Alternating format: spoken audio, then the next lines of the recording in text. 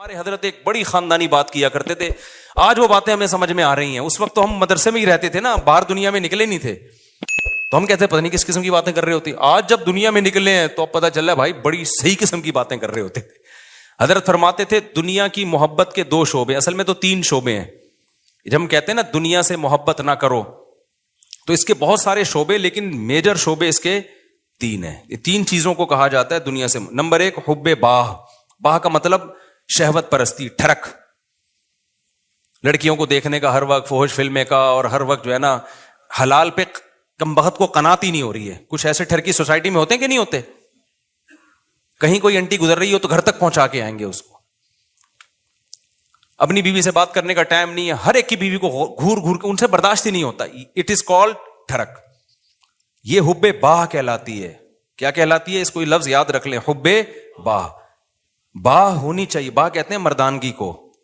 یہ باہ تو ضروری چیز ہے صحت کے لیے. یہ نہ ہو تو آدمی شادی کیسے کرے گا, اولاد کیسے ہوگی, بیوی سے محبت کیسے کرے گا.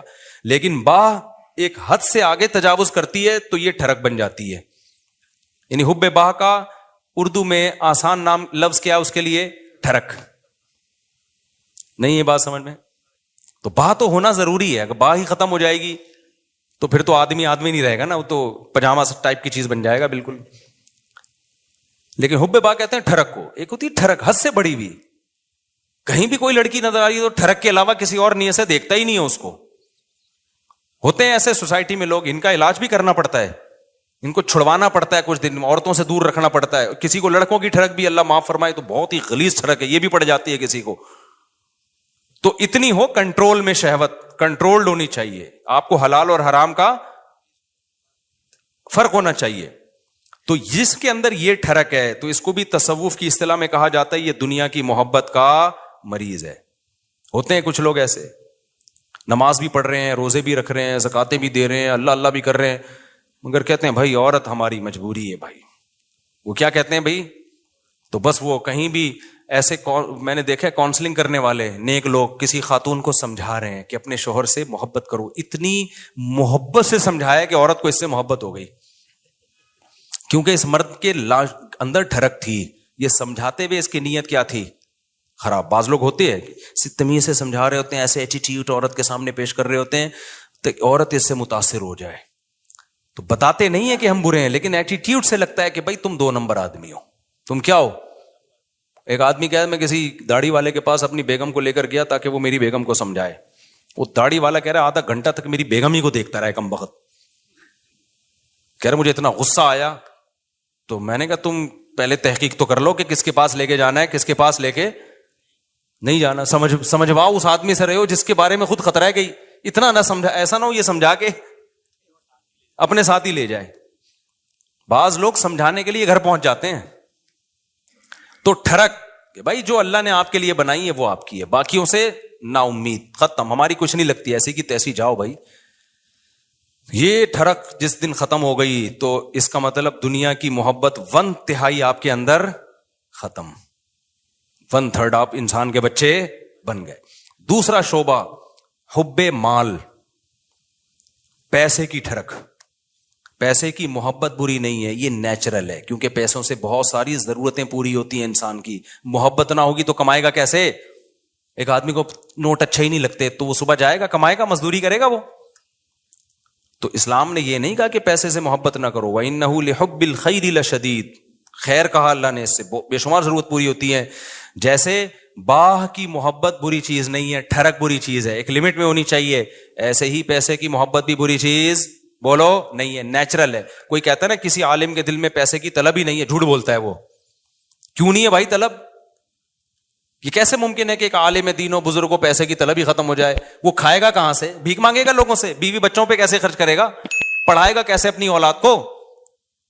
اور شادیاں کیسے کرے گا؟ ایک نہیں ہوتی, 2-3 کہاں سے کرے گا وہ؟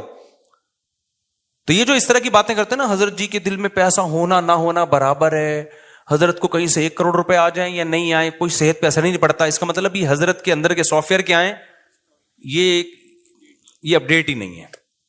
یہ ایسے ہی جیسے ہمارے حضرت اتنے نیک ہیں, کوئی عورت گزر جائے, حسینائیں آ جائیں, کوئی بھی کچھ ہوتا ہی نہیں ہے. بھائی حضرت نہیں ہے, یہ کچھ اور چیز فلم ہے.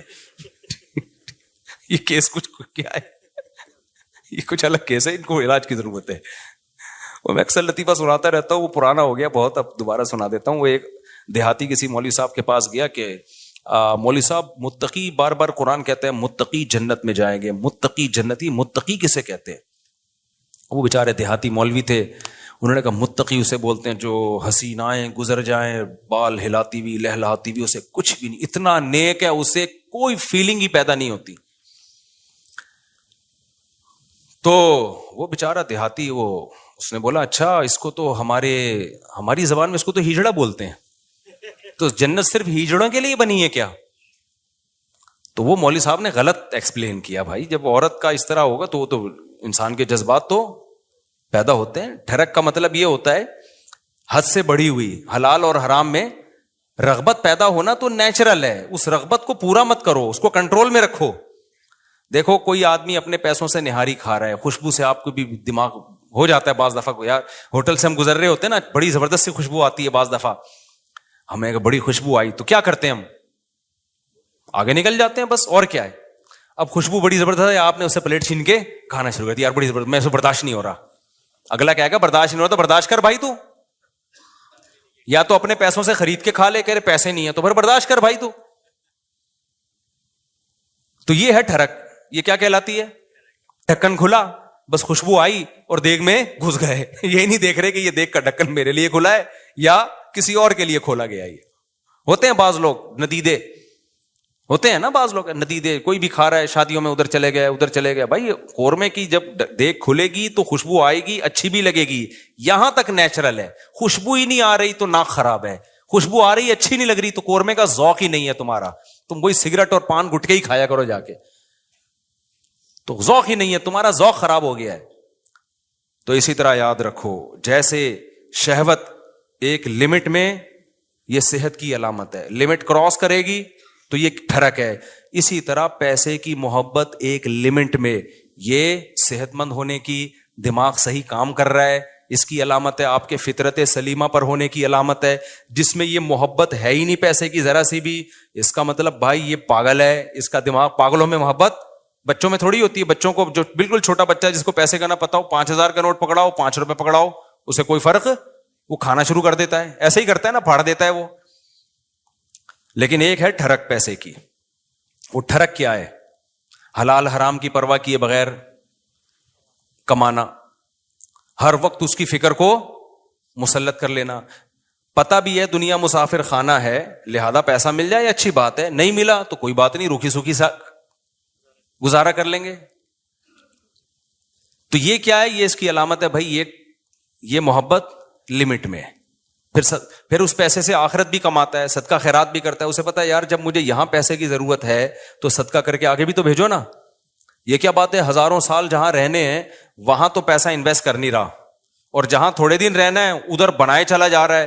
تو یہ بھی ٹھرک ہے, یہ محبت نہیں ہے بلکہ یہ حد سے بڑی ہوئی محبت. اور تیسری چیز جس کو حب دنیا کہا جاتا ہے وہ ہے شہرت کا شوق, ہر جگہ میری ٹانگ اونچی رہے.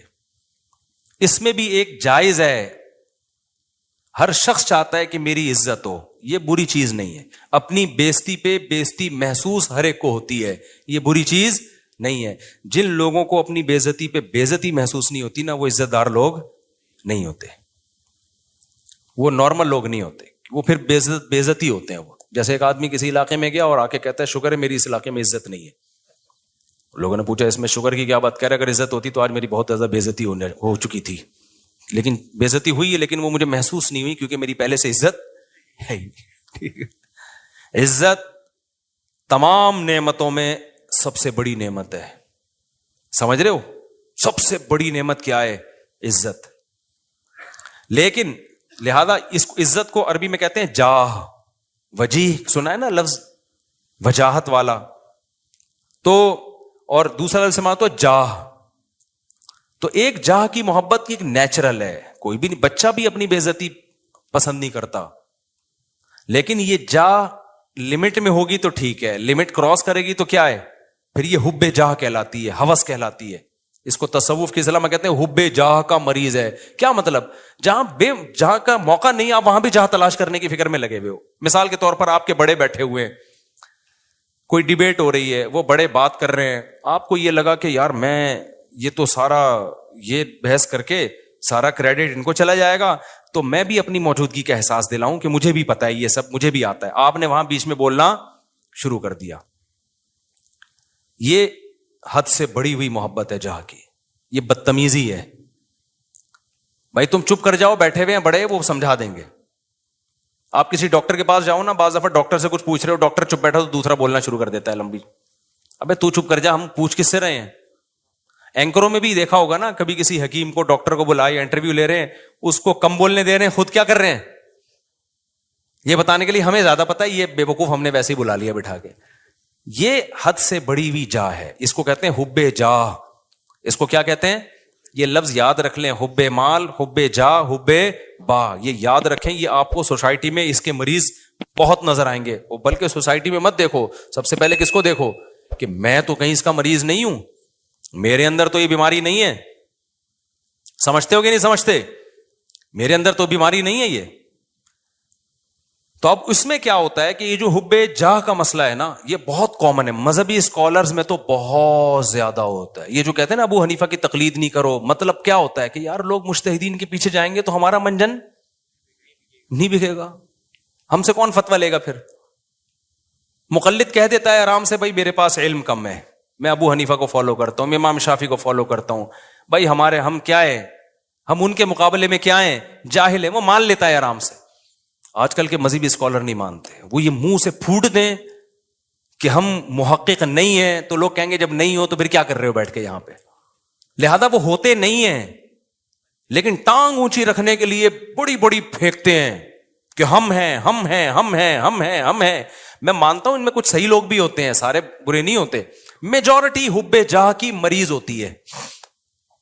میجورٹی کس کی مریض ہوتی ہے, حب جاہ, کہ میری طرف آؤ, میری طرف آؤ. یہ بڑی بھی محبت ہے, یہ وہ نہیں ہے جو نیچرل ہے, یہ ہوس ہے, یہ عزت کی ہوس ہے. اور اللہ کو عزت کی ہوس پسند نہیں ہے. قرآن کہتا ہے تلک الدار الاخرہ نجعلها للذین لا یریدون علوا فی الارض, ہم آخرت اسی کو دیں گے جو زمین میں اپنی برتری نہیں چاہتے. یہاں برتری سے ناجائز برتری مراد ہے, ہر جگہ اپنی ٹانگ اونچی رکھنا. مجھے یاد ہے ایک دفعہ میں کہیں گیا, کوئی علماء بیٹھے ہوئے تھے, عرب علماء تھے, تو وہ عربی میں بات کر رہے تھے, کچھ سلام دعا ہو رہی تھی, میں بھی کچھ بات چیت, تو ایک لڑکا نو عمر بیٹھا, وہ بیچ میں بولنا شروع, سوال مجھ سے پوچھ رہے ہیں, جواب کون دے رہا ہے, وہ. تو میں نے بعد میں اس کو الگ سے سمجھا, میں نے کہا آپ میں حب جاہ کی بیماری ہے. کیا ہے, میں نے کہا انسان کو اپنی بیماریوں کا خود پتا نہیں چلتا. جب سوال مجھ سے پوچھ رہے ہیں اور اس کی وجہ سے میں خاموش کی, کیونکہ میں بھی بولوں گا تو وہ بولیں گے یار ان کو کیا ہے, یہ ادھر بھی بول رہا ہے یہ بھی بول رہا ہے, ان کو تمیز نہیں بات کرنے کی, بولتا تو ایک ہی آدمی ہے نا. ہم تو چپ بیٹھ گئے پھر کہ یار برا امیج جائے گا, اگلا چپ نہیں ہو رہا, حالانکہ وہ جواب صحیح دے رہا تھا. بھائی آپ سے جب پوچھا نہیں ہے تو صحیح اور غلط کی بات ہی نہیں ہے نا, آپ اپنی موجودگی کا کیوں احساس دلا رہے ہو کہ میں بھی ہوں, مجھے بھی آتا ہے. چھوڑ دو, آپ کو جب آتا ہوگا بتا, جب پوچھیں گے بتا دینا. ہمارے فرمایا کرتے تھے قاری لوگ نا مغرب کی نماز میں قل اللہ احد نہیں پڑھتے. بہت سے قاری کیا کرتے ہیں, مغرب کی نماز میں آپ جو ہے نا سنت قرات کیا ہے, قصار مفصل میں سے پڑھا جائے, اذا زلزلت الارض زلزالہا, یہ جو آخری چھوٹی صورتیں, افضل یہ ہے. کبھی کبھار اس کے خلاف بھی ہو. فرماتے تھے قاری لوگ کیا کرتے ہیں, مغرب میں سورہ بقرہ سے, سورہ آل عمران سے بتانے کے لیے کہ ہمیں یہاں سے بھی آتا ہے.